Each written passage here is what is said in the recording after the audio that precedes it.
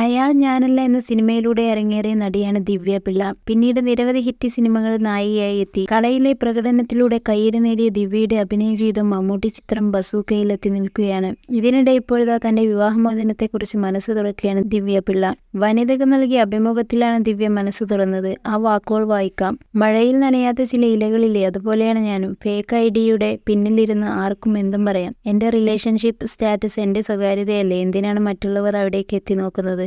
ഞാൻ പ്രണയിക്കുന്നതും വിവാഹം കഴിക്കുന്നതും എൻ്റെ തീരുമാനങ്ങളാണ്. എന്നെ മാത്രം ബാധിക്കുന്ന കാര്യങ്ങൾ. അതേക്കുറിച്ച് കൂടുതൽ സംസാരിക്കേണ്ടതുണ്ട് എന്നും തോന്നുന്നില്ലെന്നാണ് ദിവ്യ പറയുന്നത്.